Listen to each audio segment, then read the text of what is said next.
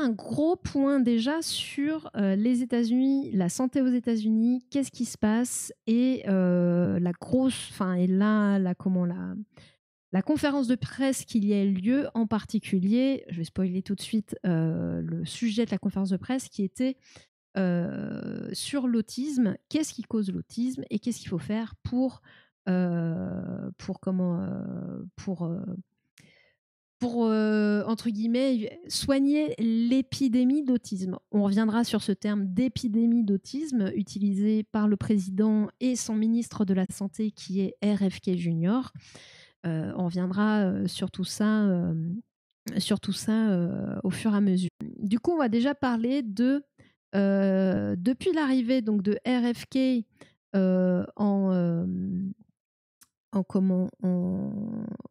aux États-Unis.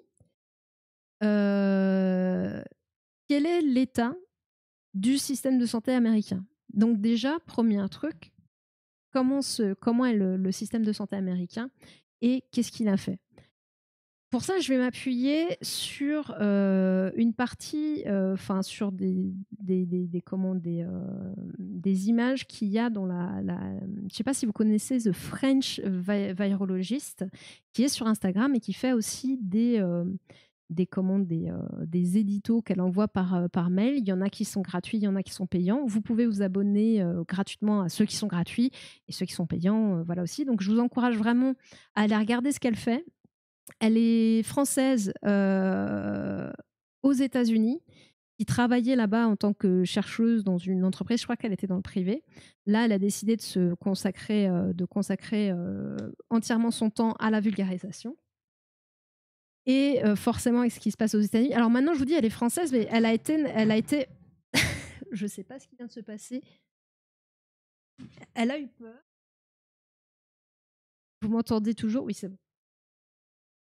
Et bref. Et elle est américaine. Elle a pris la décision d'avoir la nationalité américaine. Donc voilà, n'hésitez pas à aller voir The French Virologist. Je vais vous montrer. Donc là, je suis sur sa revue et The French Virologist. De toute façon, je vous mettrai encore une fois tout ce qu'on voit aujourd'hui. Vous le retrouverez sur le Discord. Donc vous pourrez aller voir. Elle est aussi sur Instagram.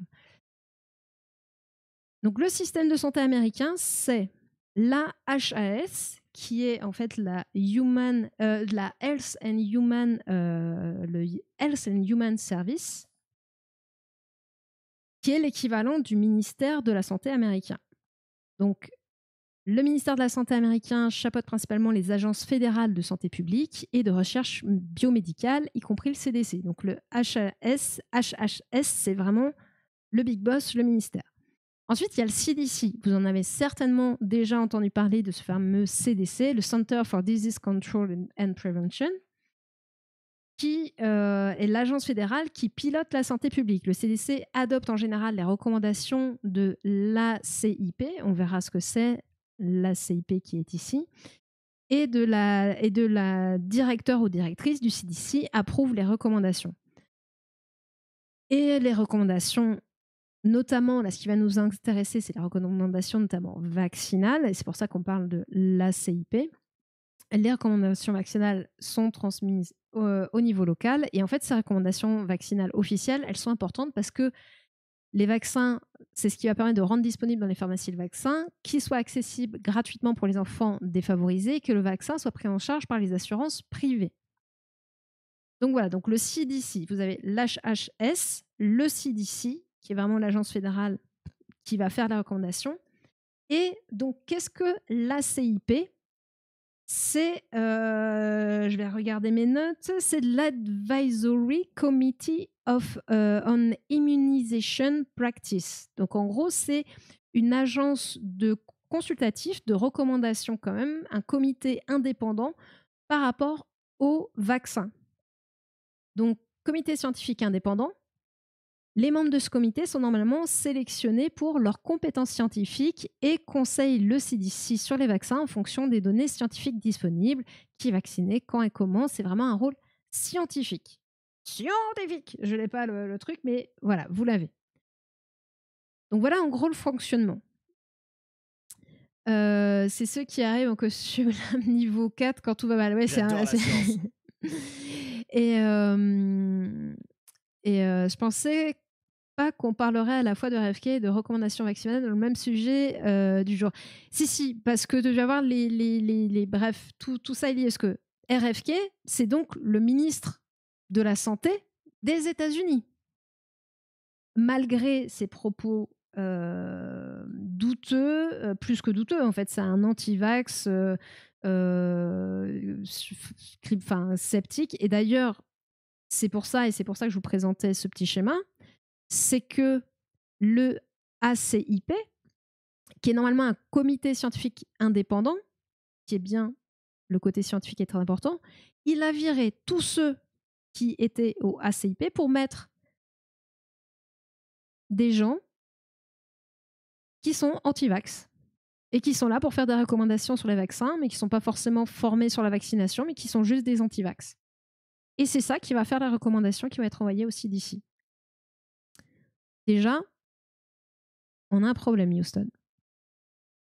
Le CDC, qui est donc l'agence intermédiaire qui va vraiment donner ah bah super, oui, c'est le ah bah super, et il est un peu faible, mais c'est l'idée, de pire en pire. Oui, et on est qu'au début, on vient de commencer. Ouh là là, garde-en sous la pédale, Katara. Garde-en sous la pédale, parce qu'il y a beaucoup à dire. Le CDC, donc, qui est vraiment l'agence qui va qui va approuver les recommandations et qui va faire du coup que certains vaccins vont être pris en charge ou pas, mis à disposition ou pas, et aussi qui va établir, il me semble que c'est le CDC qui fait aussi le calendrier vaccinal. On va voir, on va en reparler plus tard. Qu'est-ce qui me fait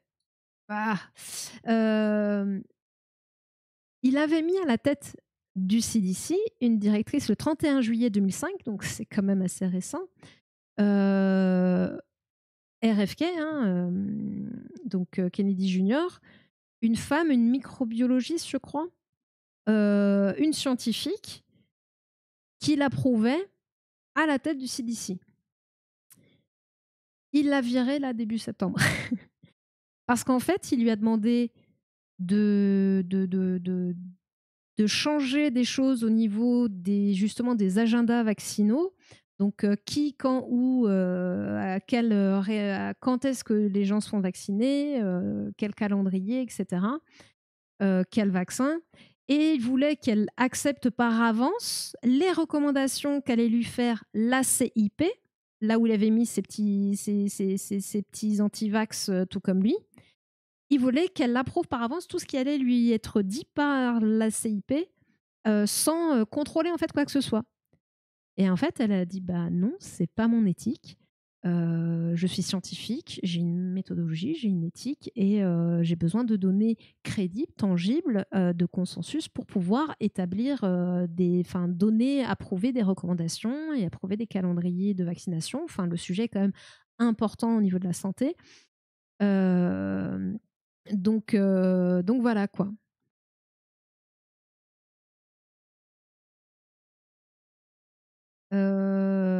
En même temps, depuis quelques temps, 2025, globalement, l'ingérence fédérale sur les instituts et organismes indépendants est assez forte. De plus en plus, les États-Unis se retrouvent sous le joug du fédéral. Ah bah oui, de toute façon, il y a une telle pression du gouvernement de Trump que c'est de plus en plus compliqué.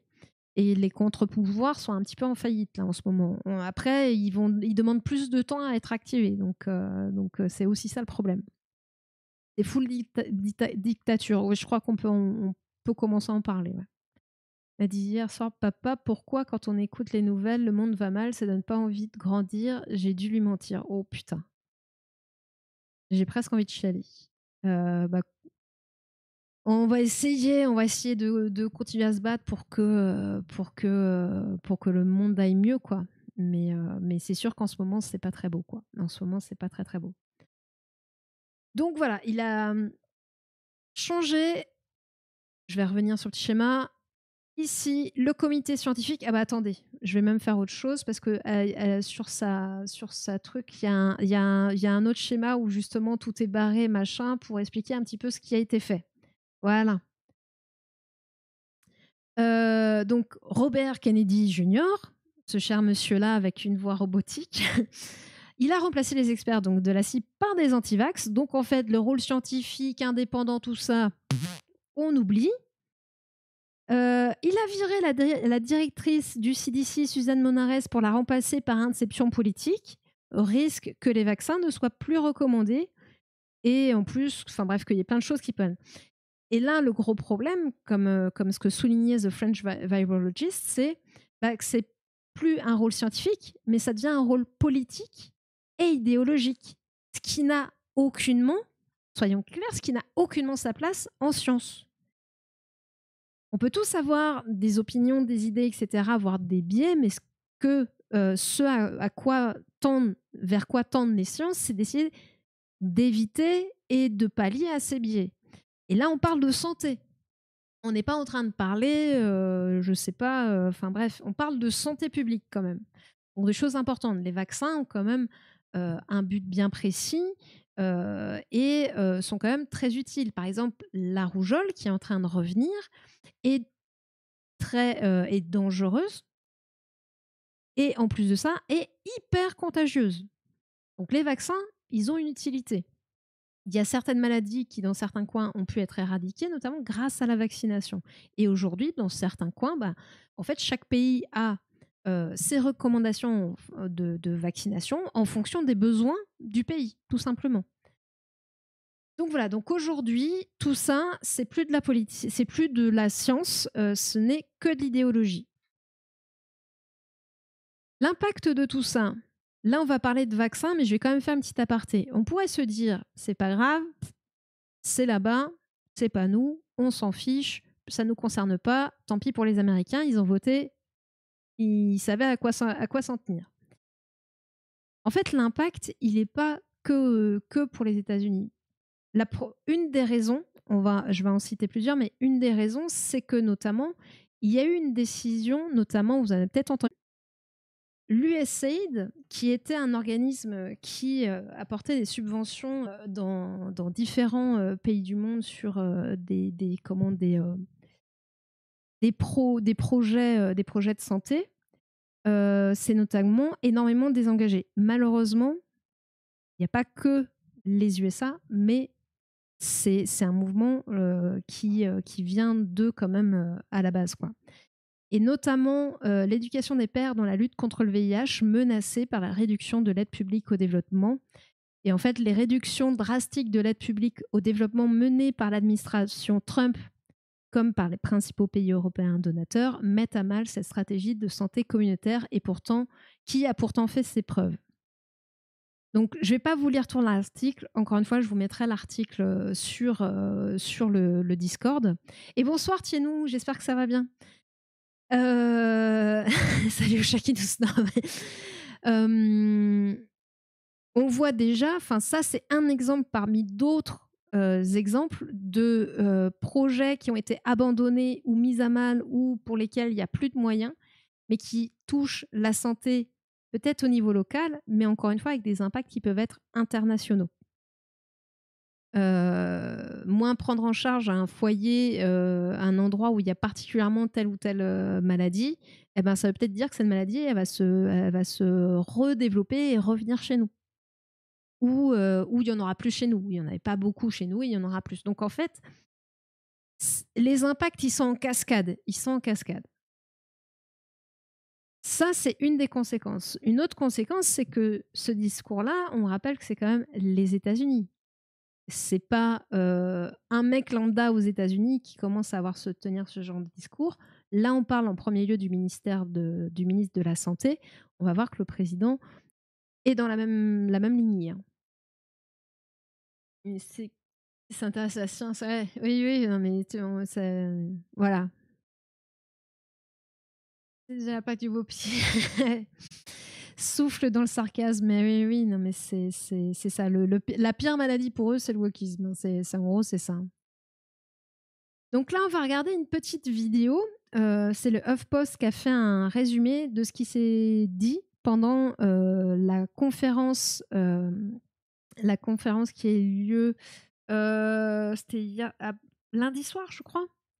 ou lundi soir, à la Maison-Blanche concernant la relation, enfin la cause potentielle de l'autisme et avec les recommandations qui vont avec. Vous allez voir, c'est lunaire. Donc, on entendra dans cette vidéo que Trump, mais RFK a bien sûr à parler. Le monde va de plus en plus mal car va plus mal qu'à certaines zones, mais juste il se dégrade alors que qu'on a tout pour améliorer tout. Oui, mais oui, c'est pour ça que c'est important de se battre, de garder espoir, les enfants bien au courant avec la bonne éducation pourront changer tout ça. Ils ont un sacré poids quand même, hein, la nouvelle génération, sur leurs épaules, hein, entre la crise climatique, écologique, enfin bref, les défis, bref, les freins à la science et tout ça, ça fait un peu.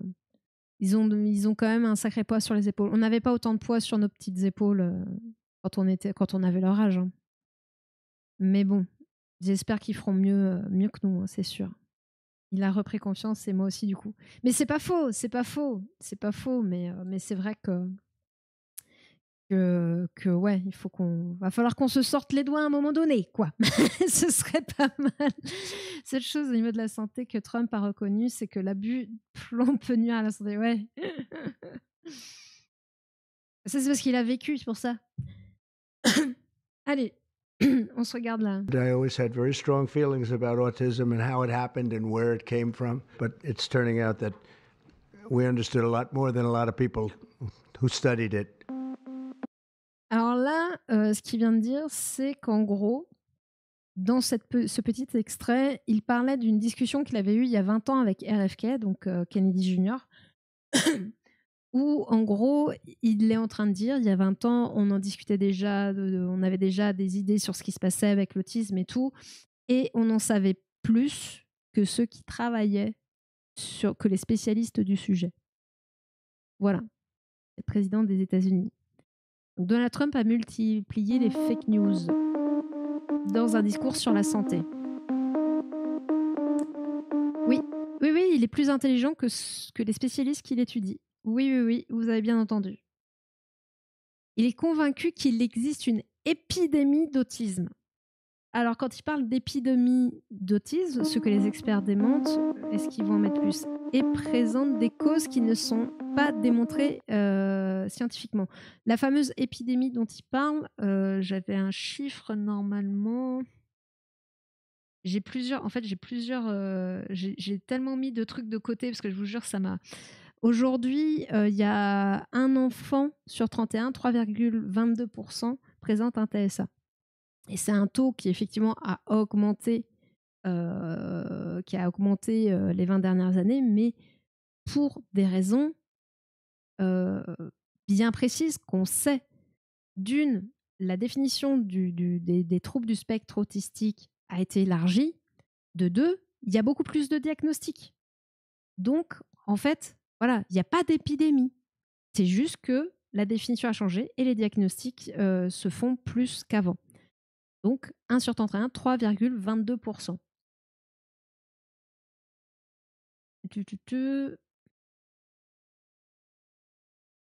Ah, c'est au niveau de son discours à l'ONU hier. Alors, j'ai pas vu l'intégralité du discours, j'en ai vu qu'une petite partie sur le stream de Clément Viktorovitch. De toute façon, c'est du Trump. Il a fait du Trump. Il a ressorti. En fait, ce qui est fou, c'est qu'il a sorti à l'ONU le discours qui tient au niveau national, au niveau national. Donc, c'était du grand n'importe quoi.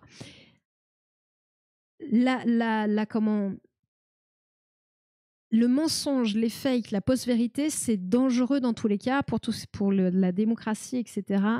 Il y a pas là-dessus, il y a rien à dire. On peut pas aller contre ça. Et je trouve que quand tu touches à des domaines comme la santé, qui, encore une fois, la santé, qui est un sujet très global, hein, qui englobe beaucoup de choses, plus que la simple santé physique, quoi. Et quand là, tu viens à dire des mensonges, vraiment des fakes là-dessus, il y a être en plus à l'opposé de ce que dit la recherche scientifique actuelle, là, il y a un vrai danger. Il y a un vrai danger. La vie ou la mort de personnes dépend de ce que vont dire ces gens et des décisions que vont prendre ces gens. Et c'est là où moi, ça me met vraiment en rogne. Après, il y a plein de choses qui me mettent en rogne dans ce discours. Il y a plein de choses qui me mettent en rogne dans la post-vérité, parce que ça peut mettre dans tous les cas des gens en danger, dans tous les cas. Mais là, c'est tellement énorme. Et avec une portée, enfin, c'est pas n'importe qui est en train de parler, c'est le président des États-Unis, quoi. Donc les gens, ils vont l'écouter. Alors, pas tous, nous non, mais une partie des gens qui vont l'écouter.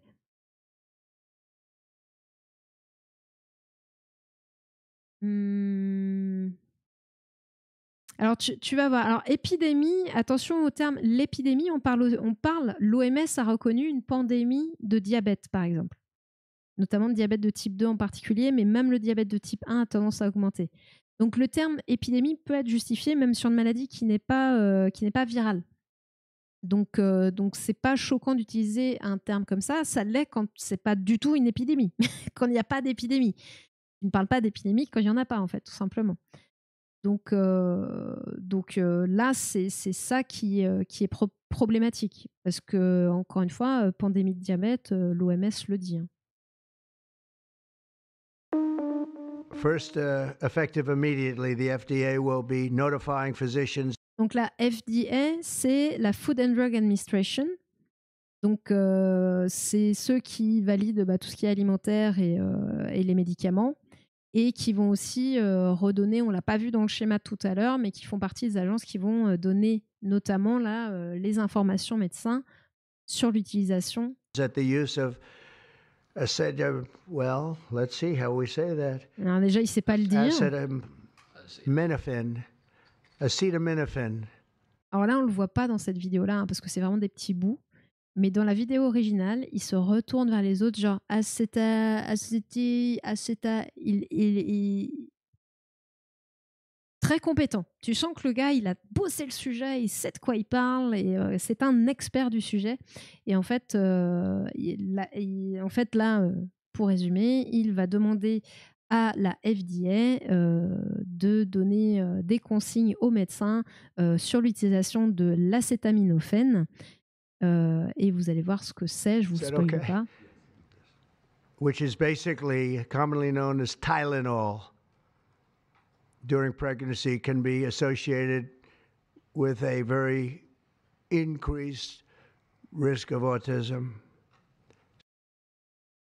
So taking Tylenol is not good. Not good. All right, I'll say it. It's not good. Not good. En fait, le Tylenol, là, ils le mettent, donc l'acétaminophène, c'est l'équivalent du paracétamol. En fait, le Tylenol, c'est le nom qui est donné aux USA et au Canada, je crois, pour le paracétamol. Donc là, il vient de dire que not good, que prendre du paracétamol pendant la grossesse peut être associé à un risque très accru d'autisme. Voilà ce que le président des États-Unis est en train de dire. Il est en train de dire aux femmes enceintes, ne prenez pas de paracétamol pendant votre grossesse si vous ne voulez pas que votre enfant soit autiste. Pas faux, alors juste, pas faux. On va reparler de ça. Donc, l'information que nous transmet le cher Trump, président des États-Unis, c'est source TKT Frères. C'est un peu ça. C'est un peu ça. C'est le paracétamol, c'est pas bon pendant la grossesse. So taking Tylenol is not good. All right, I'll say it. It's not good. Donc le paracétamol contre la douleur ou la fièvre, en sachant que l'aspirine et l'ibuprofène sont contre-indiqués pour les femmes enceintes, notamment en fin de grossesse. Mesdames, vous avez mal ? Souffrez en silence. Pensez à votre enfant. Sauf qu'on va voir que c'est un petit peu il y a des choses qui sont sûres par rapport à la fièvre et tout ça pendant la grossesse. On va en reparler. Gardez ça dans un coin de vos têtes, on va en reparler. Là, je vais le laisser relativement défiler. Je suis énervée. J'essaie de me contenir, mais je suis assez énervée par tout ce qui s'est dit et par toutes les, enfin bref, par tous les dangers que ça implique, ce genre de choses, quoi. Oui, après, oui, mais je préfère un gars qui dit qu'il y a des millions d'étoiles dans notre système solaire parce que ça met en danger personne. Ça met en danger personne. Bon, il a quand même mis en danger des enfants, mais sur cette réflexion-là, en tout cas, il n'a mis en danger personne. Les scientifiques sur le sujet, il y a des méta-études qui semblent montrer un lien possible. Mais bon, c'est pas avéré.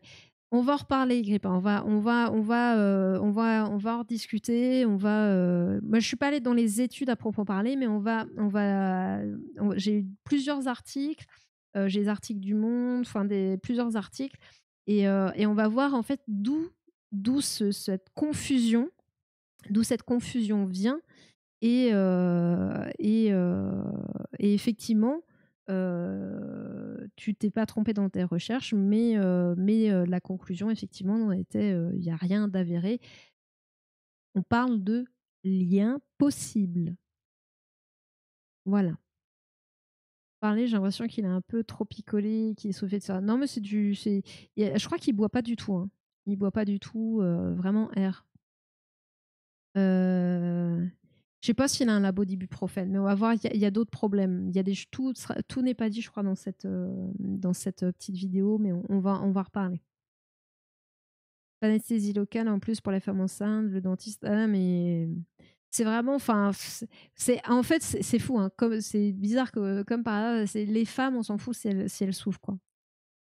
Il y a un peu de ça, je trouve, la douleur des mamans.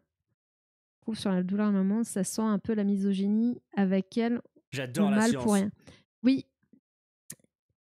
Et bienvenue à Niasias. Merci pour le follow. Bienvenue chez les curieux. Mais on sait de toute façon comment le Trump est un grand défenseur des femmes. Évidemment. On le sait. Donc est-ce que c'est étonnant qu'il en ait rien à faire?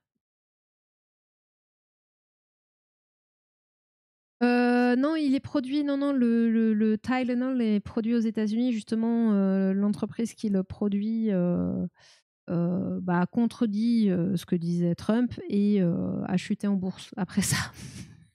Mais c'est bien, il y a une entreprise américaine.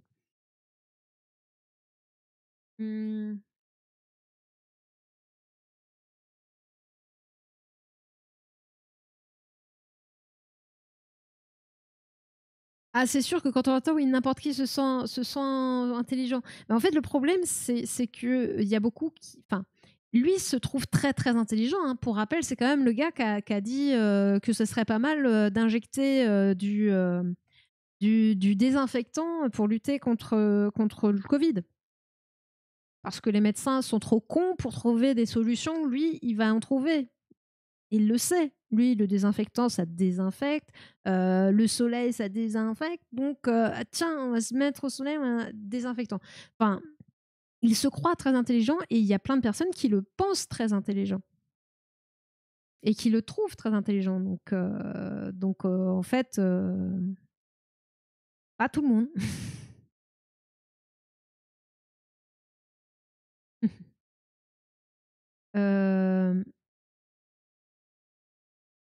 Moi, ce qui me fait peur, c'est que les Américains un peu sceptiques basculent justement dans le scepticisme. Parce que là, la machine, on parle pas, ça va même au-delà de, par exemple, en France, la machine Bolloré, par exemple. Là, c'est un gouvernement qui est en train de balancer des mensonges. Donc, la puissance et le pouvoir de la parole du président des États-Unis, elle est encore plus haute que des médias. Surtout que ça va être repris dans tous les médias, dans les médias pro-Trump. Hein.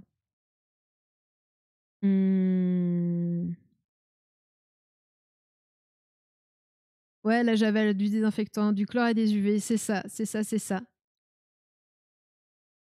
Il y a moyen, Qatar, il y a moyen malheureusement. Donc il a aussi, alors que la grande annonce, c'était il faut pas prendre de paracétamol pendant la grossesse sous peine que votre enfant soit autiste. Mais c'est du Trump, hein, Trump en roue libre, Trump qui sait pas de quoi il parle, mais il dit tout ce qu'il pense et il s'en fout. L'important, c'est ce qu'il pense. C'est son petit sentiment, hein. D'ailleurs, je sais pas si on va voir l'extrait. Et il a aussi pointé, forcément, anti-vax comme RFK. Il pense, oui, il pense beaucoup. Il pense beaucoup. La responsabilité des vaccins, alors qu'encore une fois, ça n'a pas été prouvé et on reviendra encore une fois là-dessus. And they pump so much stuff into those beautiful little babies. It's a disgrace. I don't see it. I think it's very bad. They're pumping. Il parle des It vaccins. looks like they're pumping into a horse. Ils And then injectent un cheval. hepatitis B is sexually transmitted. There's no reason to give Donc là, il part a sur baby l'hépatite B. that's almost just born hepatitis B. So I would say wait till the baby is 12 years old and formed and take hepatitis B. Donc là, grosse fake. Attends, je vais laisser dérouler pour voir. Là, ils en parlent pas, ils démontent pas ça, mais il dit littéralement l'hépatite B se transmet uniquement sexuellement. Mais tais-toi, ouais, c'est ça. Se transmet uniquement sexuellement, donc pourquoi vacciner des enfants alors que ça se transmet uniquement sexuellement? Enfin, voilà, donc attendant 12 ans. Donc 12 ans, je suppose que pour lui, c'est le moment où on commence à avoir une activité sexuelle. Avec des bébés de 12 ans, oui, des bébés de 12 ans, c'est vrai. Sauf que l'hépatite B, on va aller voir le Vidal, qui est quand même pas, enfin voilà, qui est une source fiable, hein, quand vous avez besoin d'informations. Voilà, c'est lourd, hein.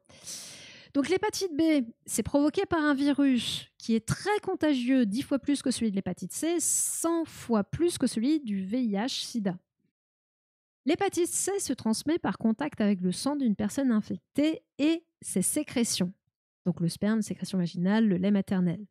Une personne non vaccinée peut être contaminée par... Jour papier tout fin, je me rappelle. Je ne l'ai jamais eu en version papier, mais je sais que souvent je l'utilise dans mes streams parce que comme je ne connais pas tout, voilà, je ne suis pas épidémiologiste, voilà. Et donc, quelqu'un non vacciné peut être contaminé par effectivement les relations sexuelles, par le partage de matériel qui a été en contact avec le sang de la personne infectée, comme des objets de toilette, brosse à dents, rasoir, ciseaux, etc., bijoux. Bref, je vous remettrai le lien dans tous les cas, encore une fois, dans le Discord. Par des contacts directs avec le sang d'une personne infectée, même s'il n'y a actuellement pas de risque sur la transmission de l'hépatite B par transfusion sanguine, les professionnels de santé ont un risque de contamination plus élevé avec la manipulation des aiguilles, seringues, interventions chirurgicales, etc. Les tatouages, piercing, séances d'acupuncture, si l'hygiène indispensable n'est pas respectée. Et l'accouchement ou l'allaitement quand la mère souffre d'hépatite B. Voilà, voilà. C'est peut-être une raison. Enfin, peut-être que les médecins, ils sont peut-être pas trop cons. Peut-être qu'ils ont réfléchi avant de faire la recommandation de la vaccination des nourrissons. Peut-être. Je dis ça, je dis rien. Et je vais quand même finir. Il n'y a pas de transmission du virus de l'hépatite B par l'eau ni par les aliments, le partage des couverts ou encore l'utilisation de toilettes communes. Le contact physique, poignée de main, bise, massage, etc.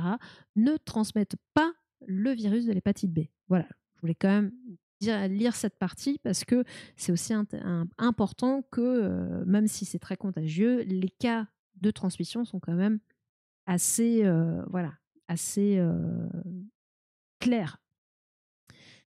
Dans les 12 ans, j'ai découvert il y a relativement peu qu'il y avait eu des emplois mineurs à Mar-a-Lago. Ouais. Ouais. embarqué par Hitchhike, donc bref, no comment sur les 12 ans, mais bref. Ouais, pour les 12 ans, c'est sûrement un âge valide, oui. Malheureusement, mal qui a été dit.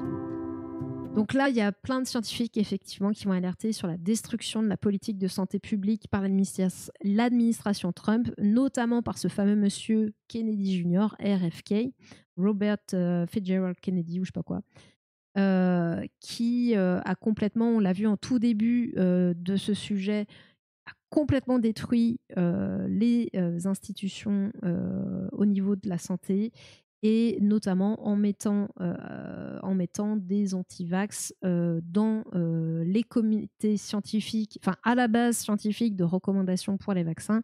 Il n'a mis que des anti-vax qui ne sont pas forcément spécialistes des vaccins ni épidémiologues. Donc voilà, et ce sont eux qui sont chargés de faire des recommandations sur la vaccination. Voilà. Qui déjà du temps de Covid a conseillé aux gens de boire de l'eau de javel pour désinfecter les poumons. Oui, on a reparlé de cette anecdote-là aussi, oui, oui. Il faut boire de l'eau de javel, injecter du désinfectant, enfin, oui. Et, mais on continue et dans la gravité, enfin, toujours plus dans la gravité, quoi. Mais ouais, c'est un descendant de Kennedy, il se retournerait dans sa tombe. Et là, les scientifiques accusent le président de politiser et d'idéologiser la science, et à juste titre, parce que c'est exactement ce qui est fait. Ce ne sont plus des recommandations scientifiques, mais vraiment des idées qui sont véhiculées par le président et par le ministère de la Santé, ce qui est bien sûr extrêmement dangereux pour la santé des Américains, et on ne le verra pas que pour les États-Unis. Bonne soirée, le moche. Donc voilà, donc ça, c'était pour le résumé. On va revenir un petit peu plus donc, dans le détail. Je vais me baser en premier lieu.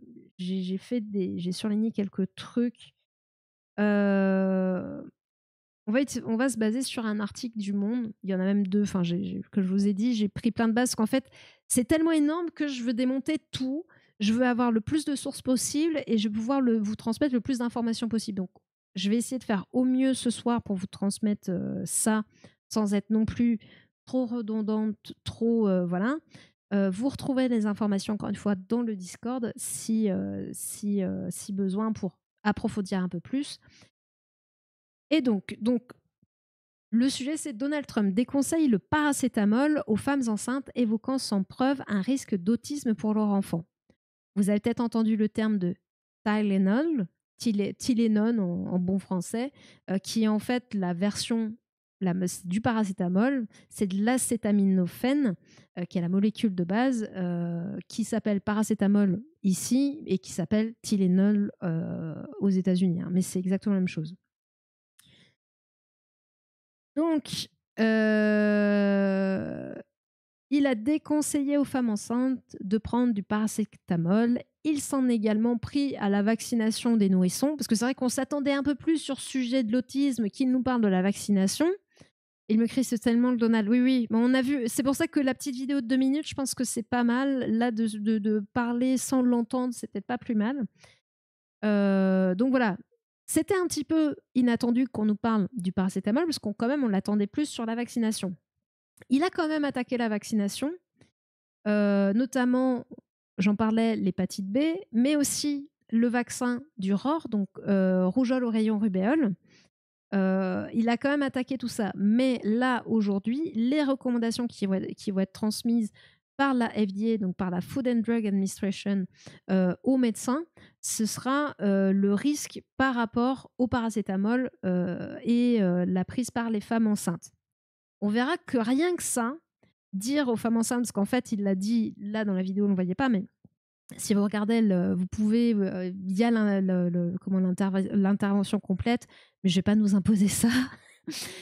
Il a dit qu'en gros, en résumé, oui, ça va être désagréable peut-être, un petit mauvais moment, mais il n'y a pas de mauvais effets, il n'y a que du bonus derrière, qui est en gros le bonus, votre enfant ne sera pas autiste.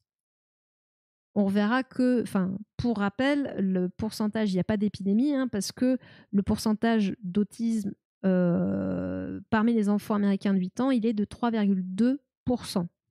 Et le chiffre, oui, a augmenté en 20 ans, mais parce que la définition de l'autisme a été élargie et qu'il y a plus de diagnostics et plus de reconnaissance par les professionnels de santé. Donc, il n'y a pas d'épidémie d'autisme.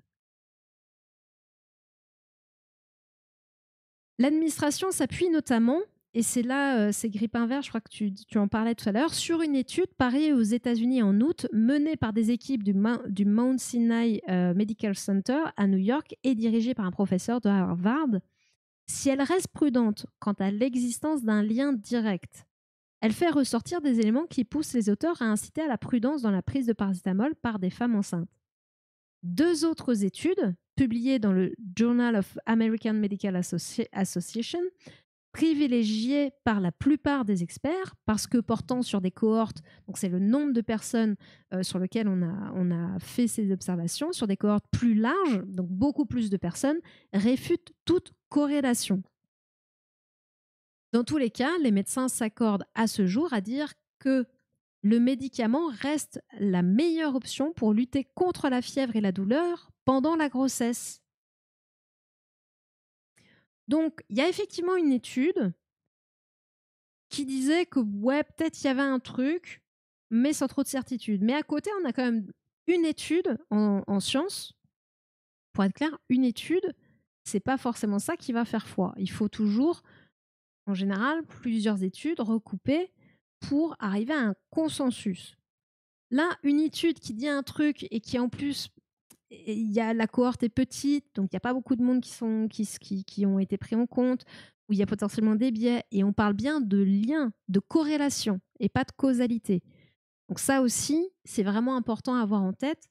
Corrélation n'est pas causalité. Vous pouvez trouver un lien potentiel entre 2 éléments sans que ce soit une cause. La cause, c'est le fait qu'une chose est responsable, a pour conséquence l'autre chose. Une corrélation, c'est juste qu'on observe un lien. À partir de ça, on peut émettre des hypothèses, mais c'est qu'une observation. C'est pas forcément le truc A fait le truc B. Par exemple, on peut dire en été, les gens ont très chaud. En été, les gens mangent beaucoup plus de glace. C'est une corrélation. Mais du coup, est-ce qu'on peut en déduire que manger des glaces donne chaud? Non.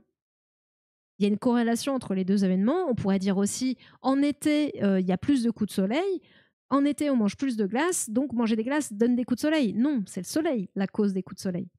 Donc, ne pas confondre corrélation et causalité. Ça, c'est vraiment très important. C'est même essentiel en sciences et essentiel quand on va vous donner des éléments.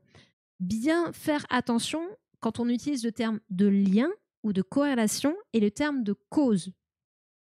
C'est vraiment des choses différentes et c'est des choses sur lesquelles il faut être très vigilant lorsqu'on vous donne des éléments, des études scientifiques. Parfois, les gens vont se baser, vont retenir la corrélation et vont faire une association d'idées en disant c'est la cause, alors qu'en fait, non.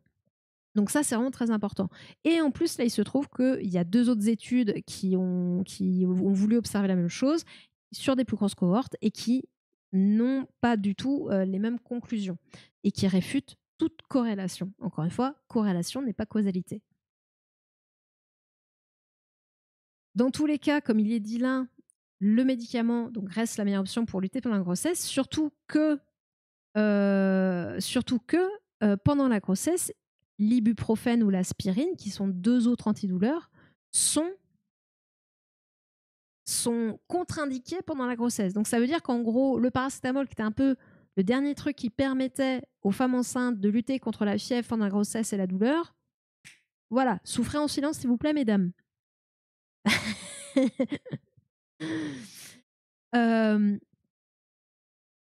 Autre chose, c'est que peut-être que ça va en reparler dans l'article un peu plus bas, mais la fièvre, chez une femme enceinte, pour le coup, ça on le sait, une femme enceinte qui a de la fièvre de façon importante et qui n'est pas traitée, le risque, c'est que le nourrisson, qu'il y ait des conséquences pour la santé du nourrisson, et là, en l'occurrence, notamment l'autisme. Pas que, C'est des risques sur le développement du nourrisson. La fièvre est un risque dangereux pour la santé de la mère aussi, mais celle du nourrisson aussi, hein, pour les deux, hein, soyons clairs. Mais que pour le nourrisson, notamment, une des conséquences peut être l'autisme. Donc, on voit toute pour moi, c'est j'ai envie de dire de la folie, mais la dinguerie de dire prenez pas de paracétamol, mesdames, pendant que vous êtes enceinte.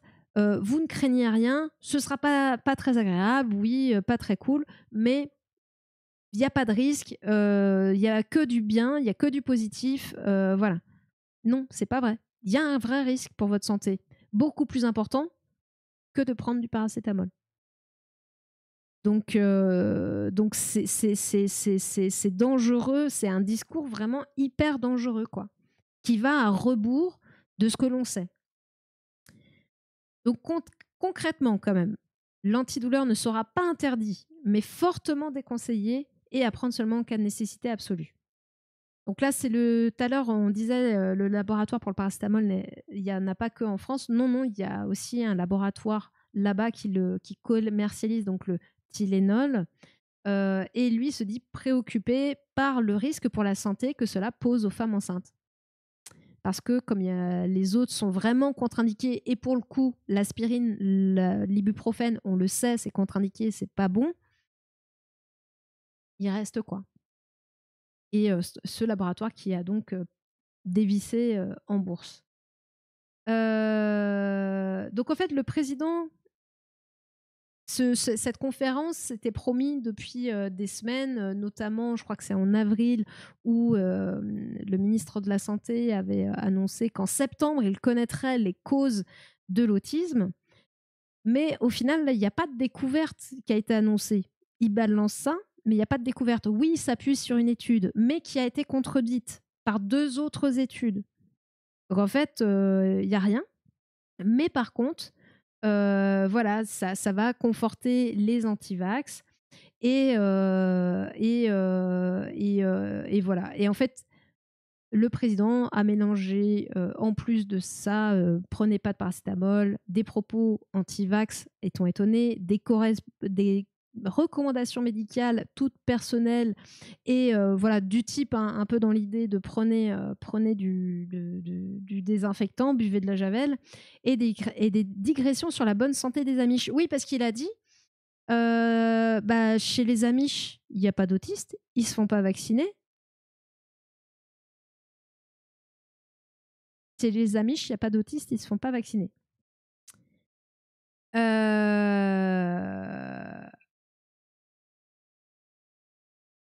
On va aller voir un petit article. Alors, je ne vais pas tout lire, mais en gros, non, les enfants d'Amish ne sont pas immunisés contre le cancer, le diabète et l'autisme, et ils ne sont pas non plus exempts de vaccins.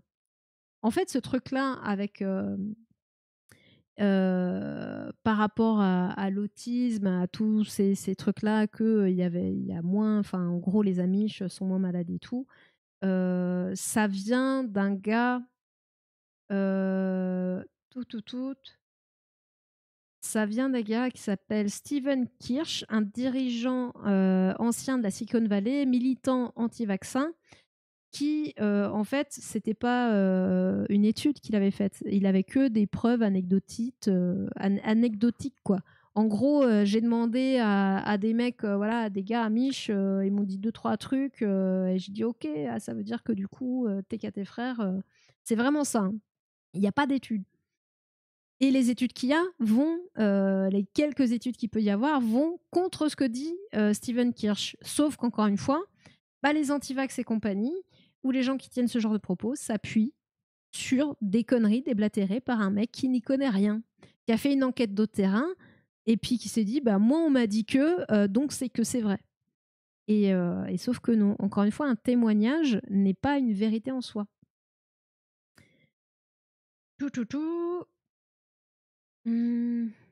Ah oui, je vous ai dit là, nous comprenions, quand ils parlaient de leur discussion d'il y a 20 ans avec RFK, nous comprenions cela beaucoup mieux que la plupart des gens qui l'étudiaient.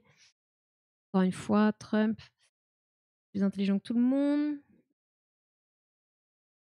Et pourtant, la quasi-totalité, étonnamment, des spécialistes de la question, donc de l'autisme, sont pourtant en désaccord avec le diagnostic trumpien. C'est bizarre, c'est étonnant. Oui, les Amish, il n'y a pas de médecin non plus. Oui, c'est vrai que j'ai pas précisé les Amish. Si vous ne savez pas qui sont les Amish, est-ce que ça va être dit? Est-ce qu'ils vont expliquer?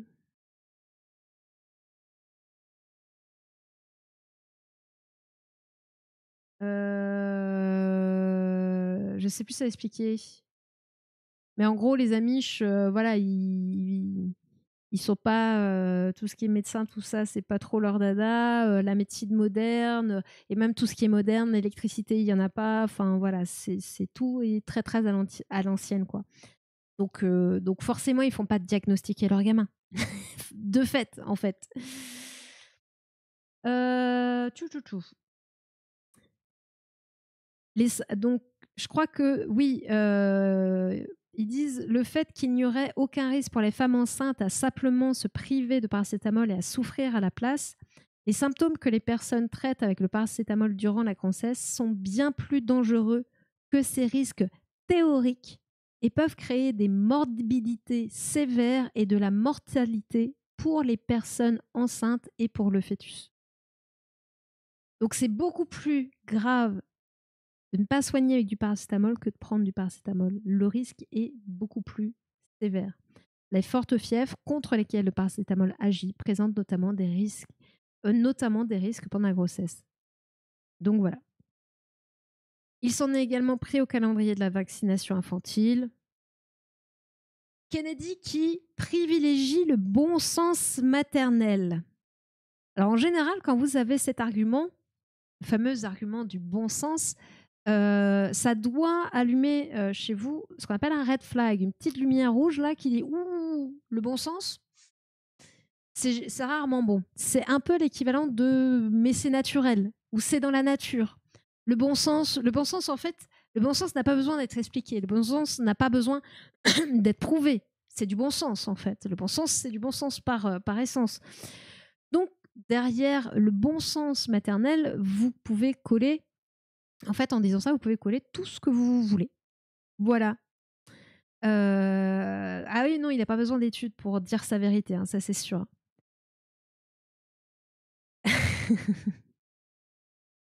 Mais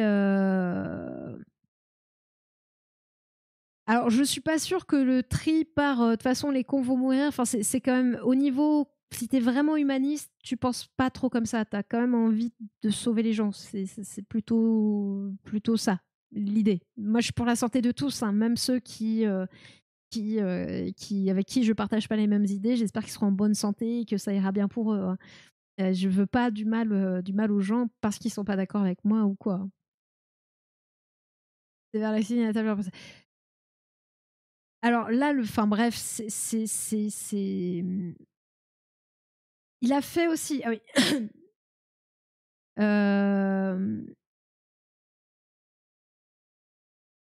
Donc le problème, donc en fait, parce que le bon sens maternel, ça arrive quand? Parce que ce passage est important. Parce que là, on a entendu Trump, mais RFK a quand même parlé parce que c'était tellement fouillis aussi ce qu'a dit Trump. Il a quand même annoncé 2 autres mesures. Le ministre de la Santé américaine, outre l'avertissement sur le Tylenol, il a fait la promotion, donc le paracétamol, hein, il a fait la promotion d'un traitement prometteur pour les enfants atteints d'autisme qui impliquerait l'acide folinique habituellement utilisé pour traiter les effets secondaires des chimiothérapies. Ce médicament est en cours d'évaluation, mais il voudrait accélérer son approbation, ce qui rend dubitatif les médecins. Donc, promotion, je vais y revenir dessus un petit peu plus tard, promotion d'un traitement prometteur, l'acide folinique. Ah non, c'est pas exprès, pardon. Donc ça, c'est une des 2 autres mesures qu'il a annoncées. La promotion d'un traitement prometteur, il veut en accélérer son approbation, donc l'acide folinique. La seconde mesure, c'est une reprise en main très nette des recherches sur les causes de l'autisme. Alors la reprise en main très nette, pour ceux qui étaient là au tout début, on a vu comment il a tout niqué dans tout le système de santé américain, en tout cas au niveau ministère et fédéral. On se doute que les recherches, au vu de ce qui a été fait, ça va être, comment dire, ça va être la fête, mais on ne pourra pas appeler ça de la science. Je pense que de la recherche peut-être, hein. Scientifique, j'ai des doutes. Voilà, biaisé, oui, avec une interprétation des données qui sera en leur faveur, oui, mais une vraie étude scientifique et des vraies recherches, non. Non, non. Et bonsoir, Needles, j'espère que tu vas bien. Ouais, ce sont des politiques qui ont la dernière décision sur la validation d'un traitement. Ils sont ni chercheurs ni médecins. À ce que je sache, ils ne sont pas les mieux placés. Alors, ce qu'ils font, tout simplement, c'est que là, ce qui s'est passé, je ne sais pas si tu étais peut-être en train de manger à ce moment-là, Anthony. En fait, c'est que ils ont quand même, par exemple, là, RFK, il a mis une directrice du CDC qui est très important, qui a un organisme très important dans tout ce qui est approuver les recommandations scientifiques pour les vaccins et pour d'autres choses. Il avait mis une directrice qui était une scientifique, microbiologiste si je me souviens bien. Et sauf qu'il lui a demandé d'approuver des choses sans vérifier, de faire des changements sans preuves scientifiques, sans études, sans... voilà. Et comme elle ne voulait pas le faire, eh ben, il l'a viré pour mettre un gars qui serait d'accord avec lui. Donc en fait, oui, c'est pas le politique qui va prendre directement la décision, mais comme il peut mettre à la tête de l'organisme qui prend ces décisions des gens qu'il veut, eh ben au final, il met des gens qui vont faire exactement ce que lui demande. Et il y avait un autre organisme qui s'appelle l'ACIP, qui est là, qui est un comité d'experts normalement scientifiques indépendants qui sont là pour donner des recommandations au CDC qui va aiguiller le fait d'approuver ou pas tel ou tel vaccin. Eh ben, ce fameux ACIP, il a viré tous les experts scientifiques qu'il y avait pour y mettre des antivax qui ne sont pas forcément des spécialistes des vaccins, qui ne sont pas forcément des épidémiologistes et qui sont, je ne sais même pas s'ils sont forcément scientifiques. Donc, il n'y a plus de comité indépendant scientifique. Il n'y a que des loyaux anti-vax au ministre de la Santé. Donc, on pourrait dire, ce n'est pas les politiques qui décident, ce sont toujours ces comités, mais ces comités sont vérolés par les petits soldats qu'eux ont mis en place. Donc, il est là le problème.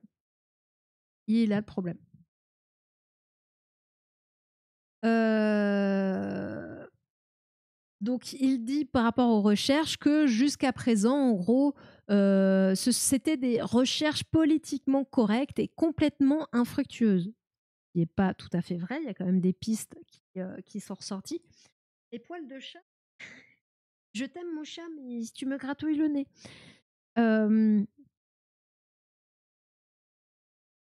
Donc, il dit pour identifier les causes génétiques de la maladie. Alors, c'est vrai qu'il y a des études en ce sens sur les causes génétiques de la maladie, mais pas que.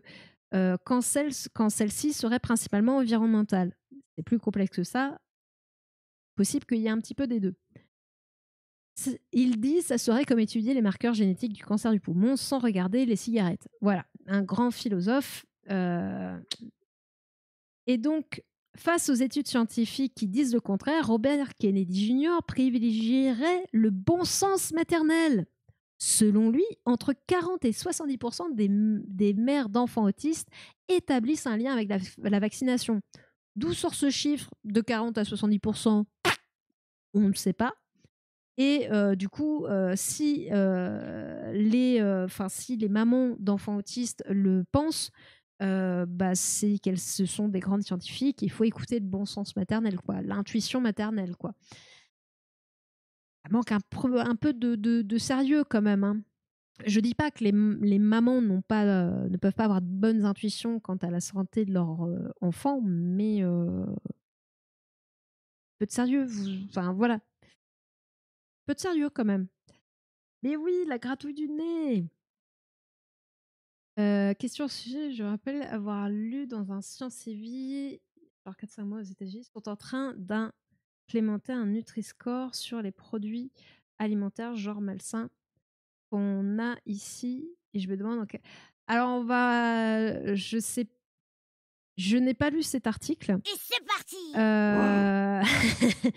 Je ne sais pas si c'est encore dans les tuyaux, mais j'ai des doutes. J'émets des gros doutes et on va voir pourquoi. Mais je sais pas si Biden avait commencé à lancer ça, mais je pense pas. Mais je sais que ça fait partie. Et c'était un des rares choses, parce que dès que, même avant l'élection de Trump, quand on a commencé à parler de RFK comme potentiel ministre de la Santé de Trump, quand il a rejoint Trump, c'était un peu le deal. Nomme-moi ministre de la Santé et je te rejoins. Et comme ça, tu auras les quelques votes que je te pompe dans certains États. Et chez ce fameux Kennedy, il n'y a rien qui va. Au niveau de la santé, au niveau des sciences, il n'y a rien qui va. C'est un anti-vax. Enfin, là, on le voit. Il n'y a rien de scientifique. Il n'y a que du complotisme. Bref, une catastrophe. Le seul point positif qu'il y avait dans le fameux MAA, qui est ici, Make America Healthy Again, donc rendre sa santé à l'Amérique. Le seul truc qui était cool, potentiellement, c'était sa vision sur la bouffe et les pesticides. Sauf que,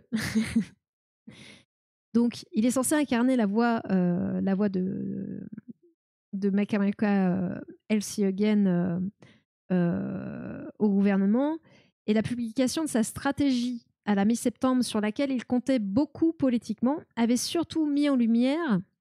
Donc ça, c'est la publication de la stratégie politique de Kennedy, avait surtout mis en lumière ses renoncements face à Donald Trump sur les dossiers de la malbouffe et de la lutte contre les pesticides.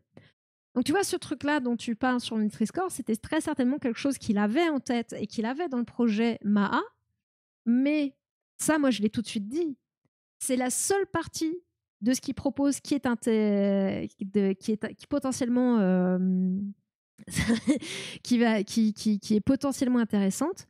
Mais je doute très fort qu'avec toute la puissance et les intérêts économiques qu'il y a au niveau de l'agroalimentaire, il puisse mettre ce qu'il veut en place. Un système avec de la nourriture bio, uniquement de l'agriculture bio et de la nourriture bio, et pas de pesticides.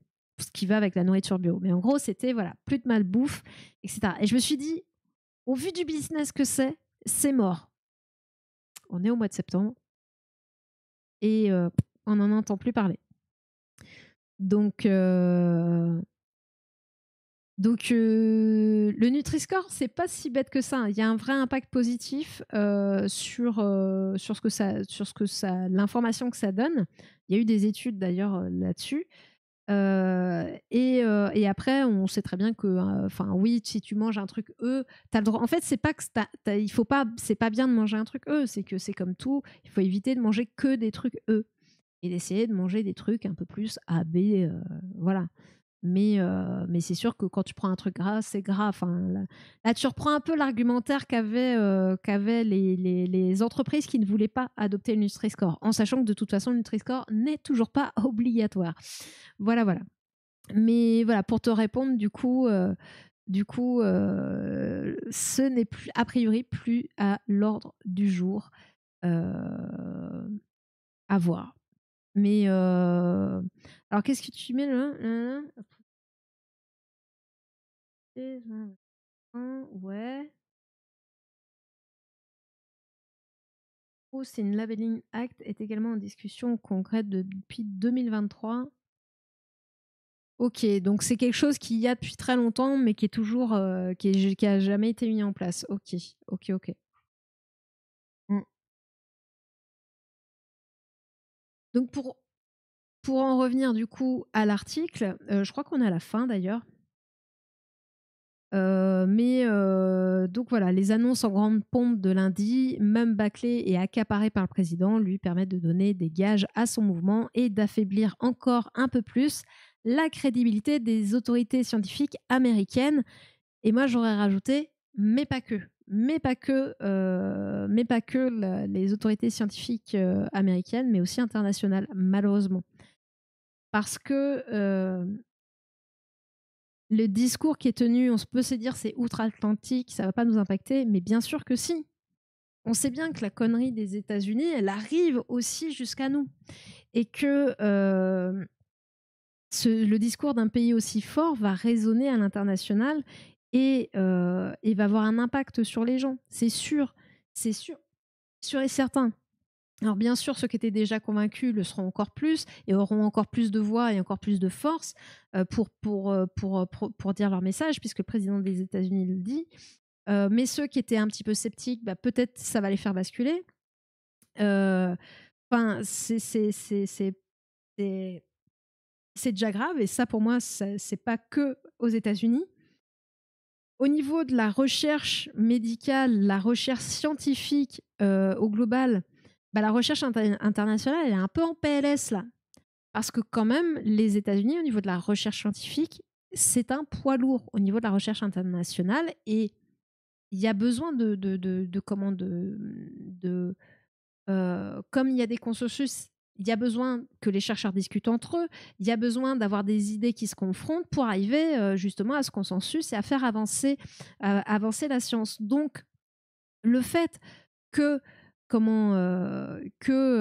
y ait ce doute qui soit jeté sur les recherches scientifiques, à dire les recherches scientifiques qui ont été faites avant, c'était de la merde, ça dit n'importe quoi, nous, on sait mieux, et on va faire des recherches alors que c'est des gens qui sont pas forcément des spécialistes, qui sont pas forcément des chercheurs, enfin bref. Eh ben, c'est une catastrophe. Et merci Guibou pour le follow. Bienvenue chez les curieux. Et j'ai vu ton bouger, Henri. Hein. J'ai vu ton bouger. Hein. Donc, une augmentation de la baisse de confiance pour la science. Et voilà.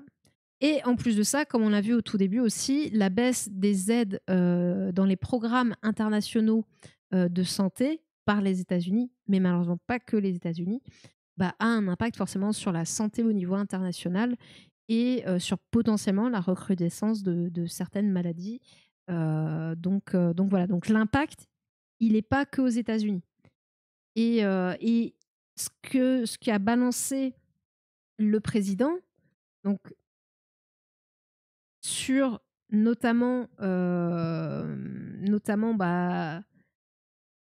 le fait de dire le paracétamol c'est mauvais, faut pas en prendre, en se basant sur une étude bancale, ça va mettre un doute sur ce que dit en fait l'ensemble des chercheurs et des autres études qui disent que non, il n'y a pas de lien. Encore une fois, attention, corrélation n'est pas causalité. Et il y avait d'autres études qui allaient dans le sens inverse. Et dit que ne pas prendre de paracétamol, c'est pas grave, ça met pas la santé ni de la maman ni de l'enfant en danger, alors qu'on a vu que si, la fièvre peut être grave pour la santé de la maman et du fœtus, avec des conséquences qui peuvent aller jusqu'à la mort.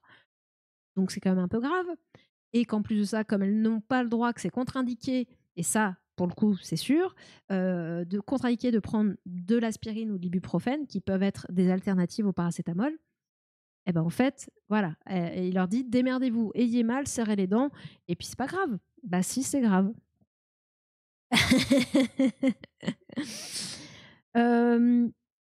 On a vu le cas, il parle des Amish qui n'ont pas d'autisme, parce qu'il n'y a pas de vaccin, ni voilà.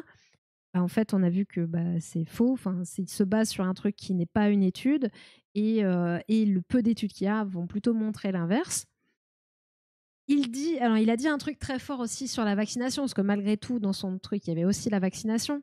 Il a quand même dit que les enfants, on leur a injecté mais quelque chose comme 80 vaccins, 80 piqûres, voilà. La moyenne, à peu près, en sachant que chaque État aux États-Unis décide des recommandations vaccinales, c'est entre 10 et 14 vaccins. On est très loin des 80. Donc voilà, c'est agiter des peurs pour rien. Il a reparlé du ROR, alors lui, il a dit, Trump, il a dit que le ROR, il faudrait les injecter séparément, la rougeole, l'oreillon et la rubéole. Voilà. Bref. Mais d'où vient, je crois que j'avais trouvé, où est-ce que c'est Où est-ce que c'est Ah oui, c'est peut-être dans le deuxième papier du Monde. Parce que d'où vient ce truc-là, la croyance par rapport au ROR? En fait, elle vient d'une étude qui a été faite en 98. Donc ça fait un bon petit moment. Qui incriminait le ROR. Sauf qu'il a été prouvé que ces résultats avaient été manipulés et que la personne, l'auteur de l'étude, qui est Andrew Wakefield, qui était médecin britannique à l'époque, avait un conflit d'intérêts. Donc en fait, l'étude a été rétractée. Lui a été interdit d'exercer la médecine par l'ordre des médecins. Mais il y a quand même encore des gens qui s'appuient sur cette étude bidon pour faire un lien avec l'aurore et l'autisme.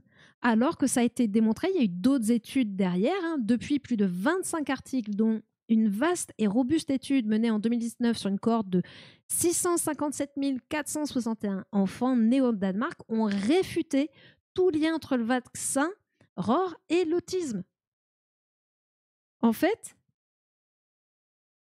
je crois que du coup, comme ça a été rétracté en 2010, l'étude, elle a été là pendant 12 ans et ça fait des ravages et ça reste encore dans la tête de beaucoup de gens, ce lien entre autisme et vaccin du ROR, quoi. Donc, ce qui est gravissime, parce que ça, ce truc-là, ce doute-là, il n'existe pas qu'aux États-Unis. Et là, vous avez le président américain qui remet une pièce dans cette fake qui a été démontée depuis très longtemps. Il y a un truc dont j'ai pas encore parlé. L'hépatite B, on l'a vu, la l'AID, on l'a vu. C'est l'acide folinique. Qu'est-ce que c'est? Est-ce que c'est dans cet article? Alors, l'acide folinique, en fait, là, vous voyez, qu'est-ce que la leucovorine? Et en fait, c'est le nom de l'acide folinique, enfin du médicament qui est l'acide folinique que promeut Trump. Est-ce que c'est intéressant pour l'autisme? Parce qu'on n'était pas à une connerie près. Hein. Ça a été dans la connerie. Donc, pour soutenir sa position, la FDA, donc par rapport au fait de promouvoir la leucovorine, je vais y arriver. La FDA a cité une étude sur l'utilisation de la leucovorine auprès d'une petite cohorte de 40 patients. Donc, on voit que c'est une toute petite cohorte. Hein. Tout à l'heure, on parlait de plus de 650 000 enfants ou patients pour l'étude. Donc là, 40, on voit que c'est quand même très restreint. Atteint d'une maladie métabolique rare appelée déficit cérébral en folate, qui peut entraîner divers symptômes neurologiques, dont certains sont observés chez les personnes autistes. Donc on voit une petite étude menée sur des patients atteints d'une certaine pathologie bien précise, et on va juste faire un lien parce que certaines personnes autistes peuvent avoir cette même pathologie, mais voilà, on fait un lien. À la base, c'était que sur des personnes atteintes de cette maladie. Donc c'est un peu faible déjà comme preuve. La leucovorine, également connue sous le nom d'acide folinique, est un médicament reproduisant une forme de folate. Alors, ne me demandez pas exactement ce que c'est, je ne pourrais pas vous le dire exactement. Si vous voulez rechercher ou si vous le savez dans le chat, n'hésitez pas à compléter avec plaisir. Autrement dit, de vitamine B9.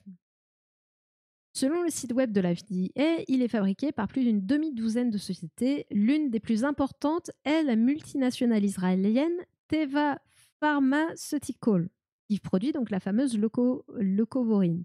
En février dernier, son patron, Richard Francis, a appelé l'administration à accélérer l'approbation de médicaments génériques aux États-Unis.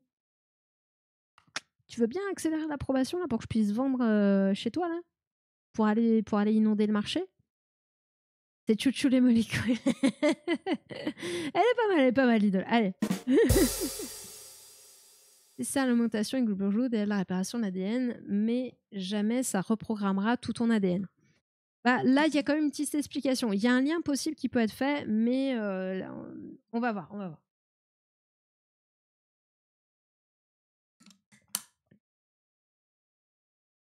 Donc, c'est important. On va complémenter. Il faut savoir quand même que les femmes enceintes, on va les complémenter en vitamines, en acide folinique pendant la grossesse pour justement contribuer au bon développement du fœtus. Enfin, il y a quand même une... C'est important et c'est donné à un moment, pendant la grossesse, quoi. Toutefois, les connaissances scientifiques sur la leucovorine et l'autisme en sont encore à leur balbutiement et des études supplémentaires sont nécessaires avant de pouvoir tirer une conclusion définitive. Donc là, c'est vraiment dire prudence. On a observé des trucs, on a commencé à faire des études. C'est encore très léger. Et bonne nuit, Obliviator. Obliviator, bonne nuit. À bientôt.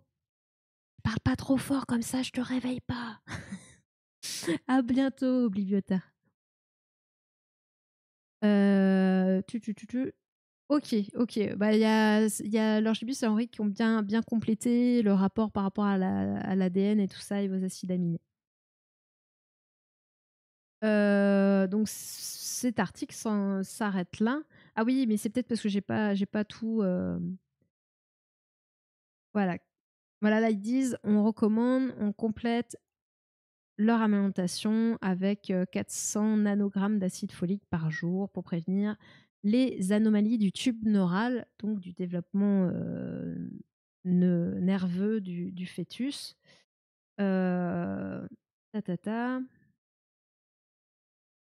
Donc le docteur David Mendel, professeur de psychiatrie et spécialiste de l'autisme à l'université de Pennsylvanie, a déclaré à Reuters que la leucovorine pourrait bien être un traitement potentiel pour certains enfants autistes, mais les preuves dont nous disposons pour l'étayer sont très faibles. En fait, il y a une peur aussi par rapport à ce traitement. C'est que ce soit un faux espoir, quoi. Que peut-être que chez certains, ils en reparlent aussi dans le deuxième article du Monde, hein, que chez certains patients, il y ait un impact positif, mais peut-être pas chez tous, peut-être que dans certains cas bien précis. Donc attention de donner des faux espoirs et continuons à faire des études pour bien s'assurer qu'il n'y a pas de problème à donner ce type de médicament. Il y avait un autre truc aussi. Tout à l'heure, on parlait de les causes de l'autisme génétique et environnemental. Si la recherche est historiquement plutôt concentrée sur les causes génétiques de l'autisme, donc on peut dire... En fait, c'est ça la particularité des fake news qui vont balancer, c'est qu'il y a une partie qui est vraie. Il y a une part de vérité à chaque fois. Mais il y a toujours un mais. Et ça, ils le disent pas. Donc, plus de 140 gènes ont été identifiés. De plus en plus d'études montrent l'importance des facteurs environnementaux. Cela va des conditions de la grossesse, âge avancé des parents, prématurité, à des expositions in utero à des médicaments, la dépakine, un anti-épileptique, ou à des substances chimiques, particules fines ou autres. Un dicton courant en pédiatrie dit que la génétique charge le pistolet, mais que c'est l'environnement qui appuie sur la détente. Effectivement, votre génétique l'expression des gènes, qu'on appelle le phénotype,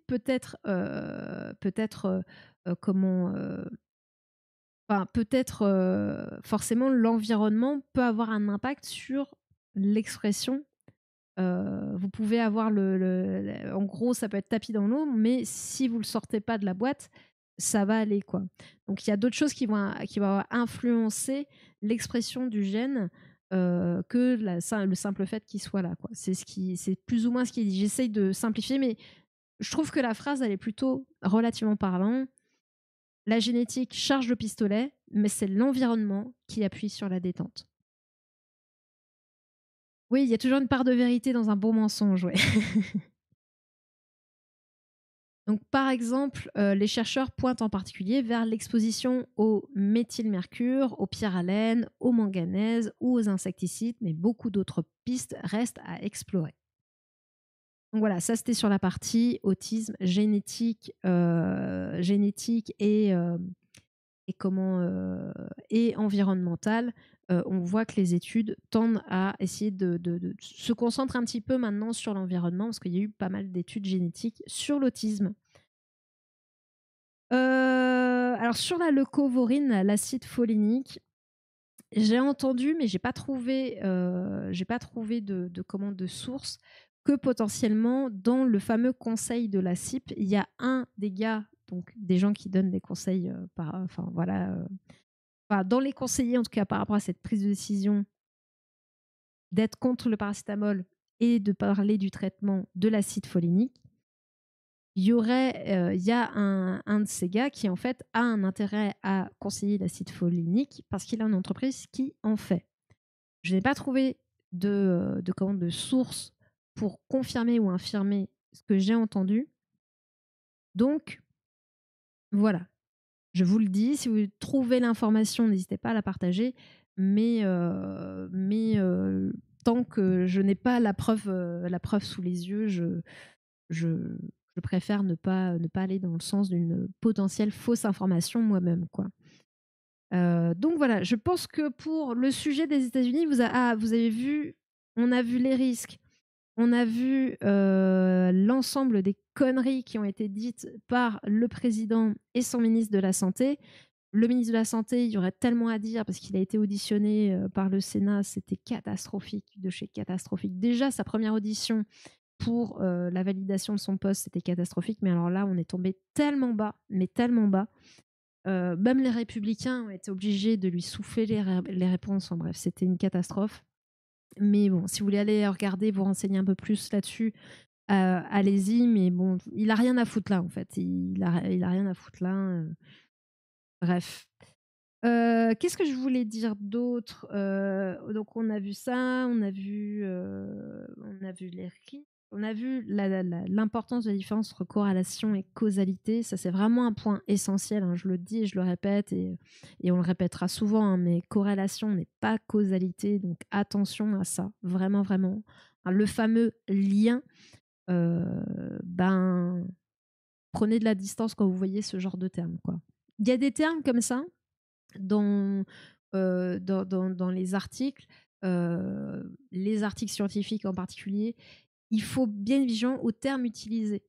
Liens ou des choses qui font on suspecte. Ça veut dire qu'on est. Faut pas faire de raccourcis trop rapides. Attention aux raccourcis trop rapides. Voilà. Ne pas vous laisser avoir. On est tous susceptibles de se faire avoir. Hein, donc je me le dis aussi à moi. Hein. Éthique, épigénétique, microbiote, je suis contente de ne pas être chercheur, mais je les idéalise. Après, ce qu'il faut comprendre, c'est que de toute façon, le corps et l'esprit et la santé en général, c'est un truc complexe, c'est une mécanique complexe. Et c'est rarement un seul truc en fait qui entre en compte. Il y a plein de choses qui rentrent en compte et qui font la personne que l'on est, dans l'état de santé que l'on est, qui l'on est. Et c'est rarement un truc, c'est un ensemble de choses. Donc oui, c'est complexe. Est-ce que parce que c'est complexe, il faut baisser les bras? C'est aussi ça. C'est pour ça que, on parle souvent de cette complexité quand même ici, parce que bien sûr, pour vulgariser, on va dire, on est obligé d'un peu simplifier les choses. mais toujours garder en tête que, par exemple, le système hormonal, souvent, on va vous parler d'une hormone, mais en fait, il y a plein de choses qui vont se passer. Donc, il n'y a pas qu'une hormone qui est responsable d'eux, c'est un ensemble de choses qui se passent. Et en plus de ça, si on veut aller jusqu'au bout, il y a aussi le système nerveux qui est à côté, en parallèle, et qui va aussi avoir des choses qui vont se passer. Donc, tout est toujours plus complexe. Et c'est forcément plus difficile à comprendre du coup, mais faut pas baisser les bras et c'est pas incompréhensible pour autant. Mais effectivement, au niveau de la recherche, surtout sur des sujets aussi délicats, bah, c'est normal de galérer autant d'années, quoi. Si j'ai bien prononcé votre machin. Ouais, ouais, ouais, non, mais c'était fou, hein. C'est bien acétaminophène, ouais, c'est ça, hein, c'est ça, les gars, ouais, ouais, c'est ça, hein. C'est chez les Amish, hein, c'est ça, hein, les Amish, il y a pas de, y a pas, non, hein, je dis pas de bêtises, il y a pas d'autistes chez les Amish. Non, non, il y a pas d'autisme chez les Amish. Enfin bref, on voit c'est Trump et fait du Trump. Et le pire, c'est qu'il n'a aucune honte. C'est ça qui est fou, quoi. Il est complètement incompétent, il dit complètement de la merde, mais sans aucune honte. Le microbiote qui parle au système nerveux, parce qu'on a beaucoup de neurones dans le ventre. Et le cerveau, et on a appris il n'y a pas si longtemps, il me semble. C'est pas si vieux, mais je ne saurais pas dire de date, donc je ne saurais pas dire de bêtises. Ah, c'est conseiller de Trump, on ne sait jamais. Ouais, conseiller de Trump, si tu ne dis pas. En fait, si je conseillerais à personne qui n'est éventuellement pas d'accord avec Trump d'essayer de s'en approcher, parce qu'en fait, de toute façon, il n'embauchera et ne gardera surtout auprès de lui que des personnes qui sont d'accord avec lui. Donc en fait, tu ne peux pas conseiller Trump. Tu peux que être juste un pion qui dit oui, oui, votre Altesse, qui est d'accord avec lui. Si tu es pas d'accord avec lui, tu vas être viré. Donc en fait, t'es plus qu'un... T'es rien. Franchement, t'es rien du tout, quoi. C'est un sujet, ça me fout tellement la... Ça me met tellement en colère, en fait. Ça me met tellement en colère parce qu'encore une fois, il y a la santé et santé needles.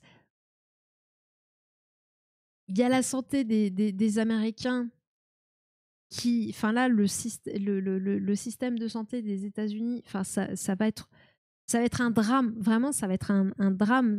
Il a encore 3 ans devant lui pour faire de la catastrophe. Ça va être une catastrophe. Et puis pour rattraper ça derrière, encore pire. Et que bah, même les Américains qui soutiennent Trump, comme je disais, dans tous les cas, je leur souhaite pas d'être en mauvaise santé. Je lui dis, ça va être un carnage. Ça va être un carnage.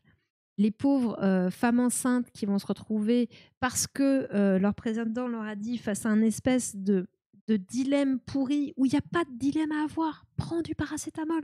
Prends du paracétamol. Sauve-toi, toi, et sauve ton fœtus, en fait, plus que l'inverse, quoi.